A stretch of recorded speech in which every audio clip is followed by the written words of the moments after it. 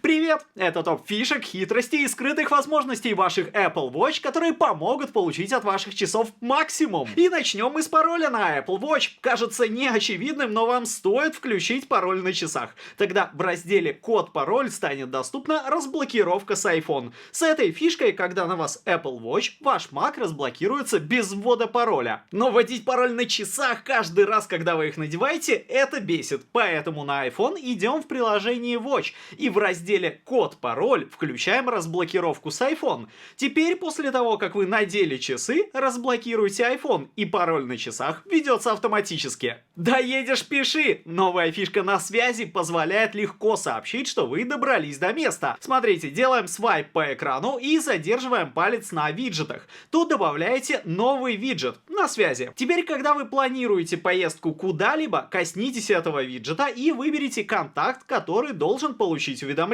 Выберите место, в которое вы едете, вид транспорта и примерное время в пути. Теперь, когда вы прибудете в это место, контакт получит сообщение о том, что вы добрались. И, конечно, пара быстрых фишек. Вот одна для тех, кто постоянно опаздывает на пару минут. В настройках переходим в часы и накидываем пару минут. Теперь ваши часы будут немного спешить, и вы везде успеете. Коснувшись любого циферблата двумя пальцами, часы скажут время, но об этом вы, конечно, знаете. А вот о том, что коснувшись циферблата Greenwich вы получите доступ к мировому времени, знают далеко не все. А для Apple Watch Ultra есть уникальный циферблат-проводник. Тут, коснувшись белого круга, можно секундное деление заменить на компас, что бывает удобно. Распознавание музыки на Apple Watch всегда под рукой. Вам всего лишь нужно перейти в настройки, конфиденциальность и безопасность, микрофон, и тут включить распознавание звуков. Почему-то оно изначально всегда выключено. Теперь, когда рядом с вами играет музыка, в разделе виджетов Apple Watch автоматически предложит вам виджет Shazam самым первым.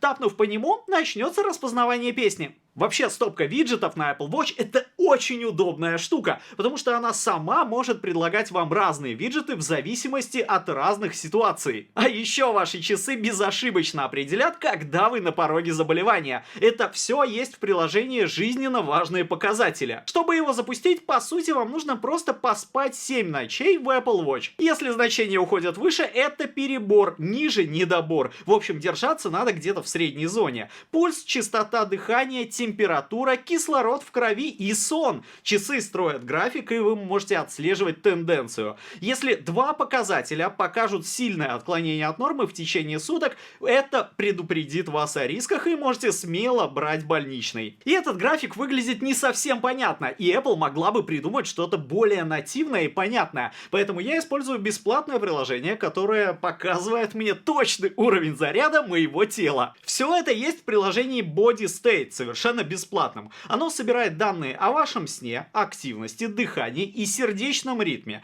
И на основе этих данных говорит, с каким зарядом вы начали день и на каком уровне вы находитесь сейчас. Максимальное значение 100 баллов, и на самом деле это может показать, какие ваши привычки действительно позволяют вам отдохнуть. А еще мне нравятся новые звуки на Apple Watch. Переходим в настройки, раздел «Звуки». И тут вы можете выбрать один из новых рингтонов. Их, конечно, всего 8, но часы это очень сильно освежает. А с новыми динамиками на часах вы можете даже слушать музыку. Пока, правда, это работает только в Apple Music. Можно изменить вывод на AirPlay, и динамики ваших часов будут воспроизводить музыку. Если вы загрузите сюда пару треков в память, то все это будет работать даже без интернета. Вот этот жест был главной фишкой Apple Watch Series 9, и многие его не восприняли всерьез, потому что в том же разделе «Универсальный доступ» на Apple Watch не только Series 9, есть намного больше жестов.